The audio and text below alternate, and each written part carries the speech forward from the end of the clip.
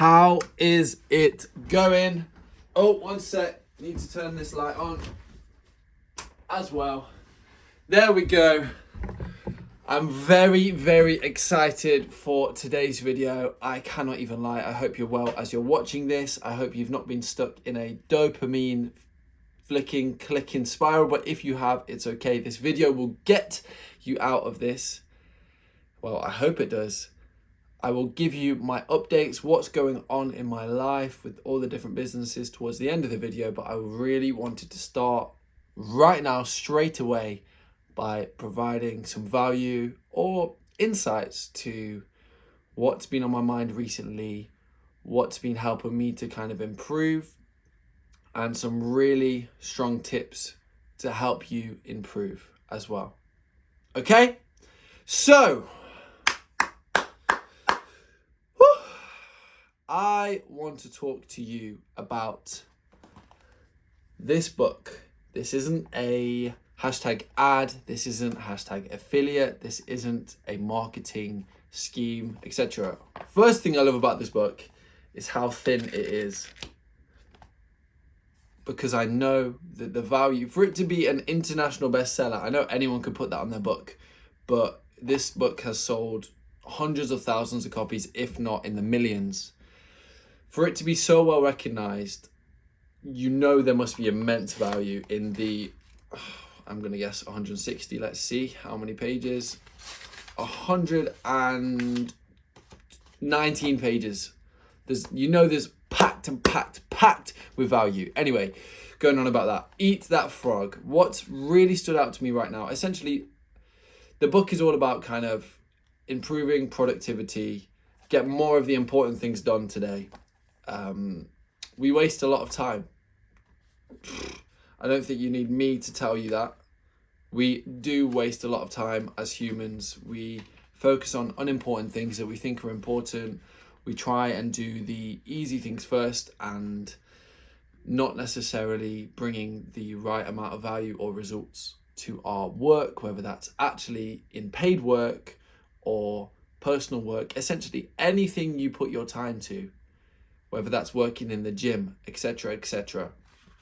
This principle is something I want to talk to you about. You may have heard of it because it is fairly well known, but I want to remind you of this. I knew about the principle beforehand, but this reminder really stuck with me and I'm going to implement it into my week. So one thing I really enjoyed doing with my work week last week was creating a list of things that need to be done and making the list in terms of priority. Not one was like a time priority, but the second priority metric I used was kind of the value that it would bring, the results value that it would bring priority. And then I'd work through the list step by step by step. There were some things that needed to be done that day, like deadlines that I had in place, some imposed by myself, some imposed by others. But this is talking about applying the 80, sorry, I fold my pages. Some people might hate that. The 80-20 rule to everything. If the video is mirrored, I apologize. I don't know if it is or not. So the chapter starts by a quote saying, "We always have time enough if we will but use it aright," by Johann Wolfgang von Goethe. Okay? We have time enough if we use it in the right way, essentially.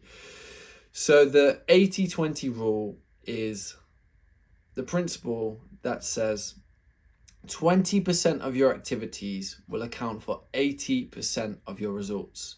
Okay? So just think about 20% of what you do will account for 80% of all of the results. I've spoken about this previously in terms of angel investors. They'll invest in 100 companies and the 20 of them that do the best will account for 80% of the returns overall. It's the same principle for like the S&P 500. A lot of the growth is driven by very few companies, but in spreading that risk, they can almost guarantee an average rate of return over a significant period of time, as you can see if you look back in time. And if I'm talking in words that aren't clear, talking about angel investors and S&P 500. I do apologize. If there's anything that doesn't make sense, do reach out to me. So I'll continue down this narrative. 20% of your customers will account for 80% of your sales. 20% of your products or services will account for 80% of your profits. 20% of your tasks will account for 80% of the value of what you do, and so on. So this is an average rule, okay? I totally understand some people, they might have one product that goes insanely viral, and therefore that one product might account for 95% of the growth, the results, the value. But it's saying on average, 20% of what you do accounts for 80% of the value. And this is all about optimizing that 20%. Okay, so it gives some tips and hints for this. Okay, let me read this. Often a single task can be worth more than all other 9 items put together. This task is invariably the frog you should eat first, because the book is called Eat the Frog, talking about the things you should attack first, eat first, get them done, get them out of the way. Can you guess on which items the average person is most likely to procrastinate? The sad fact is that most people procrastinate on the top 10 or 20% of items that are most valuable and important, aka the vital few. They busy themselves instead with the least important 80%, the trivial many, that contribute to very little of the results. Okay? Most people are procrastinating on those tasks that aren't actually going to bring about the results that you need.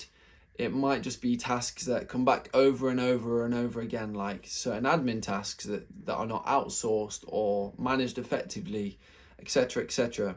So this is a real strong tip on how you should position yourself to start your work. It says, before you begin work, always ask yourself, is this task in the top 20% of my activities or in the bottom 80%? So my to-do list, is this email in the top 20%? Is this meeting in the top 20%? Is this product that I'm trying to sell in the top 20%? Is this post on my Instagram the top 20%? Or am I just putting it out there for the sake of putting something out there, for the sake of being visible online? Is it in the top 20%? Is the time I'm spending outside of work the top 20% of things I'd like to do in my life? Whoa, that's a big one. That's one I need to mull over and think about. Is the time I spend in the gym, the exercises I'm doing, the top 20% of exercises I would like to do in order to get the results I want to have? Are the things I'm looking at on my phone the top 20% of things that are going to drive the results that I need to get? Woo! Are the people I'm spending time with the top 20% of people I could be spending time with in order to get the results I want to get? Wow, okay.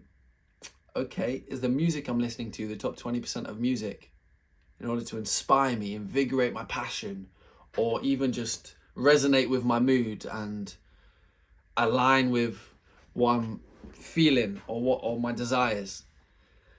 Whoosh, okay. What else can we think of? Hobbies. We talked about work. We talked about people. We talked about time on phone, etc. Apply that principle to different areas of your life, and you can probably tell myself by me going, "Eesh!" I'm thinking of that too. Are my activities? Is my life optimized? Is the time I'm spent on different things the best value time I could be spending? Time is limited, so you've really got to hone in, be conscious, be aware. So this is a rule, a hard and fast rule for the 80-20 principle, okay? Resist the temptation to clear up small things first. I want to read this paragraph. It's really, really key. Remember, whatever you choose to do over and over eventually becomes a habit that is hard to break. We've talked about this time and time again on this channel, talking about discipline growing like a muscle. If you choose to start your day working on low value tasks, you will soon develop the habit of always starting and working on low value tasks. Guys, I can tell you, I have done this. I have been in a work where I knew what the high value tasks were, but because I was feeling lazy, because I didn't have energy for the work that I wanted, that I knew would bring about significant results, I did the easy, small things, low value tasks first. Fair enough if you've got a small, quick win that brings a lot of value, fair enough, you can get that done. But I would almost create my to-do list and do that email quickly. I don't know, do that document really quickly because I knew that it would give me that dopamine kick for ticking that list, ticking. But were they the most high value tasks? Probably not. Very likely not. So you will soon develop the habit of always starting and working on low value tasks. This is not the kind of habit you want to develop or keep. Low value tasks are like rabbits. They multiply continually. They're just going to keep coming at you. In life, if you try and get everything done that comes your way, you'll never be able to get everything done that comes your way. That's what I mean. They just keep coming continually. You never get caught up. The hardest part of any important task is getting started on it in the first place. This is facts right here. When I told you my recap of I Am Free, this brand right here, if you're not sure, of launching that brand, I said to you guys, as soon as I had that vision, as soon as I had that understanding of what this brand is going to be, I took action fast. I created the original design. It's not this one, but I created the original design the day that came into place, and I ordered a sample the same day, taking quick, valuable action because I knew that dream would have disappeared if I did not. So think about how you can also do that in your own life, those dreams. So yeah, the hardest part of any important task is getting started on it in the first place. Once you actually begin work on a valuable task, you will naturally be motivated to continue. This is so true because you realize what I'm doing is important. I'm motivated. I've got that energy. Yes, over time you'll grow that discipline. So if your motivation's not there, you can rely on the discipline. But once you begin a valuable task, you'll be naturally motivated to continue, and this habit will grow and develop. A part of your mind loves to be busy working on significant tasks that can really make a difference.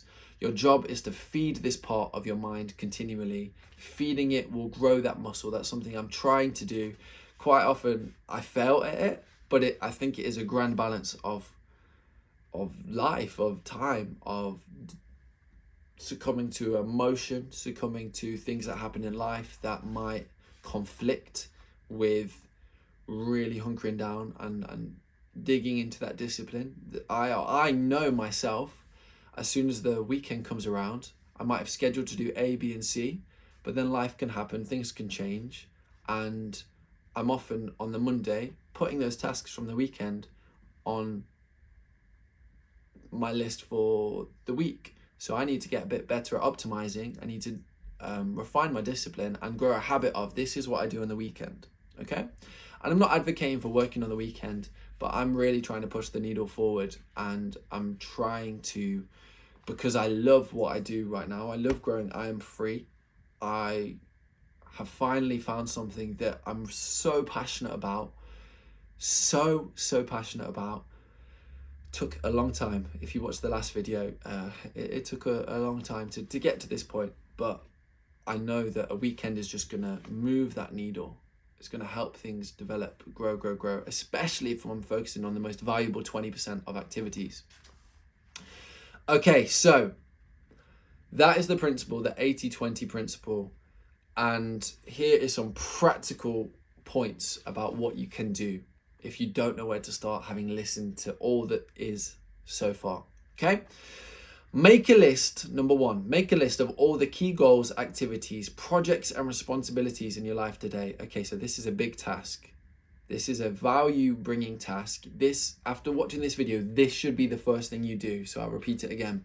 Make a list of all the key goals, activities, projects, and responsibilities in your life. So maybe make a column, key goals, activities, projects, responsibilities. Which of them are or could be in the top 10 or 20% of tasks that represent or could represent 80 or 90% of your results? So once you've listed your key goals, activities, projects, and responsibilities, have a look at that list of each column and work out which of these tasks, 10 or 20% of tasks, could contribute to 80 or 90% of the results that I'm looking for. Which are the most important? Which ones should you allocate your time to first and do those tasks as a non-negotiable straight out of the gate? And then number 2, resolve today that you're going to spend more and more time working in those areas that can really make a difference in your life and career, and spend less and less time on low value tasks. So in a nutshell, this video is all about time optimization.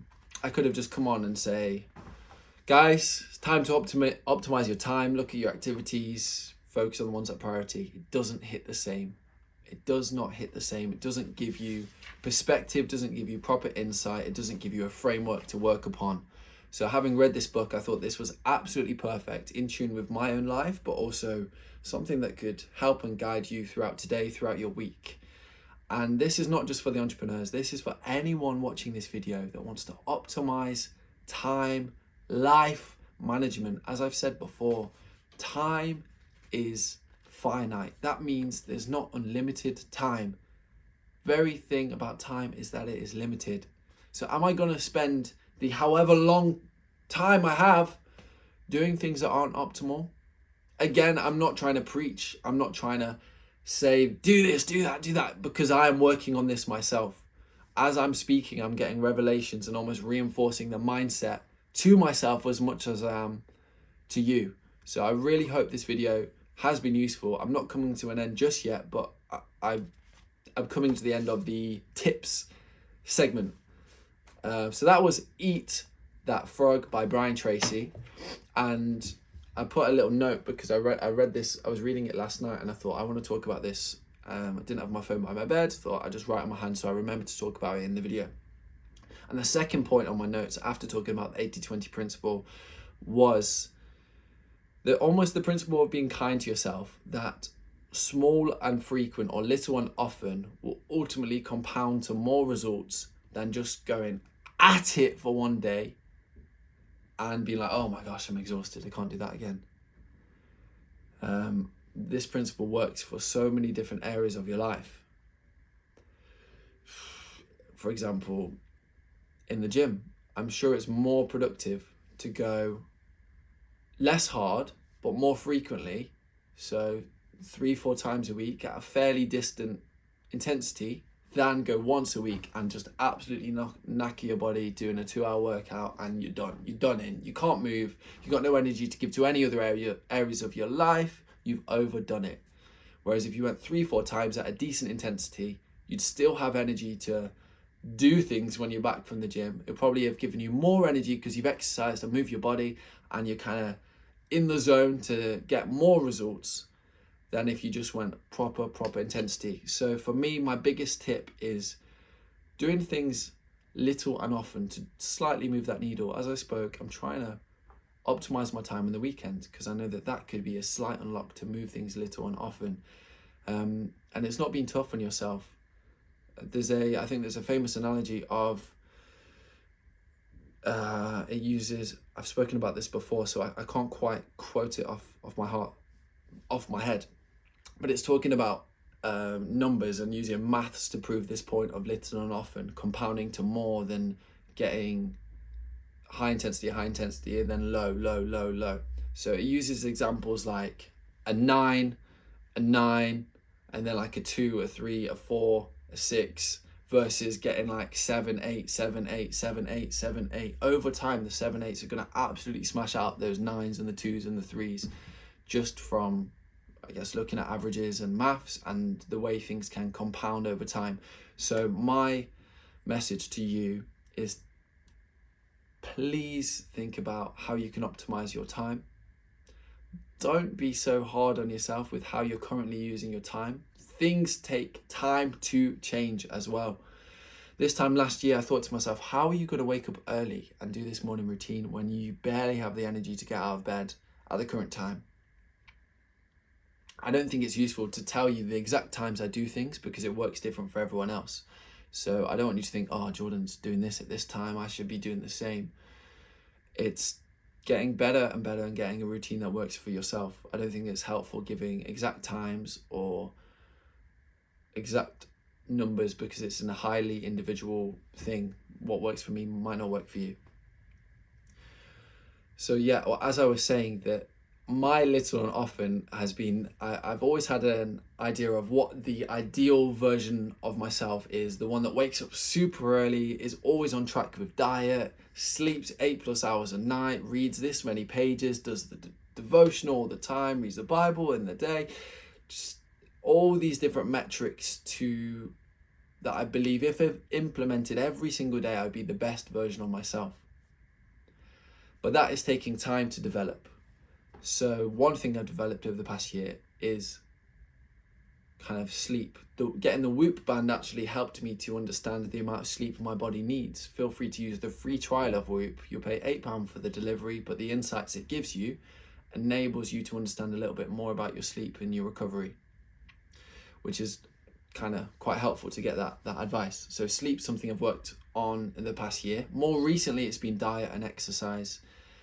February, March was more exercise, building that kind of baseline to get my body used to working. And in the past month or two, it's been more focusing on diet. So gradually I'm implementing these things to grow and grow and grow and just get better in my overall life, on my overall journey.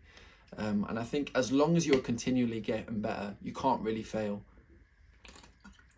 As if you're not doing anything, then other people are overtaking you. You're almost stood still in that river and the water's going by. But if you're getting better, you're gradually going with the flow. Over time, you will get to where you want to get to. So that is like the tips segment of the video. I really hope that was useful. Please pause the video to do the activity of writing down. I'm going to get it back. Your key goals, activities, projects and responsibilities that are in your life today, and make a list of the most valuable 10 and 20% of them that you need to allocate most of your time to. Okay? Pause the video to make that list right now. Once you've made that list, welcome back, I guess. You're here still, thank you. Just a few updates. So I'm free, it's going really well.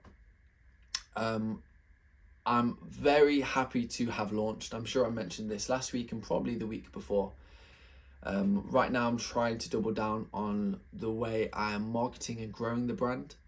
I have pursued a few exciting collaborations with influencers, some short term, some more long term, and I'm just fleshing out what that could look like for the brand. My ad account my shop is still under review for Facebook and Instagram, so I can't quite go down the ads route, but I think I need to contact customer support this week just to push it a bit more, because they said 4 weeks and it's 4 weeks by the end of this week, so we shall see if pushing it will actually help. In addition to that, I've been thinking about how to promote things organically. I really want I Am Free to be a community of people that feel empowered into freedom, that feel that they too can achieve whatever freedom that looks like for their own lives. As I've mentioned on this channel, and I don't know if I have mentioned on Instagram actually, about how the greatest freedom I've ever found is when I have been connected with God, and when I've had a deeper relationship with God. So for me, my version of freedom is having found freedom in Christ. So that's why in the back of the tee it has that Bible verse, because that's kind of a personal feeling for me. But I want I Am Free to be a community, hence why I launched the community page of I Am Free. I want that to be a space where people can engage with the account, but I think that I can also increase the level of engagement by launching some things in the future that will enable people to interact and connect with one another. So we'll see how that goes. I've not fully fleshed out that idea, but the idea now is to grow that community, grow people that are passionate about the brand's purpose. I'm not as bothered about getting loads of sales right now because I know it's going to be long term. Although obviously it's a time commitment, and I'm hoping that this brand will grow and will be able to support my own life. That's not the key focus right now. Right now is community and growing and communicating across the brand purpose. Outside of this, I'm still doing some work with 2 of the property investors in Nottingham. I'm excited for that. We're planning to have our almost first launch event in September sort of time, a couple of months' time. And between now and then, I'm doing a little bit of traveling with my wife, which will be really, really exciting. So I'm optimistic as ever about the next season, whatever happens in life, as long as I'm improving day by day. When the storms come, if you're weathering the storm, you're getting stronger. So just bear that in mind if you're going through a difficult time. If this is really hard to hear right now, if you're thinking, oh, Jordan, I would love to be optimizing my time. I can't wait till I get to that place where I have the energy to do that. Just know that if you're watching this, you are weathering the storm. You're taking the right steps. And if you can do one thing from this video that's gonna improve your mindset, make you happier, maybe go on a walk, listen to a podcast, order this book. As I say again, it's not an affiliate. Just do one thing to help yourself. Listen to a song that makes you happy or reminds you of a happy time. And if you do have the energy and capacity to take on something like this and prioritize, find those key 10-20% of activities that are going to bring about the most value, do that. Because you could optimize all the time you have in your life. It's such an important thing for you to do. Anyway, I feel like I'm starting to waffle on right now. I'm getting a bit more sentimental, which is fine, but I am also waffling on. So we're going to leave it there, cut it there. I'm excited for the season that's ahead. I hope you are too. But if you're not, take one of these steps. Try and connect with one of those goals. And I'm sure that excitement will come as you're doing things or spending time on the things that are going to bring about those results, and you can get excited for the results and the impact you can have on this world. All right, that is me done. Lights are going to go off like in reverse. My leg is absolutely dead, by the way. I got a dead leg playing in a football tournament. Someone's knee went into the side of my leg and the ref said no foul. Crazy. Anyway, that's the rant over. Take care. Have a fantastic day. See you later.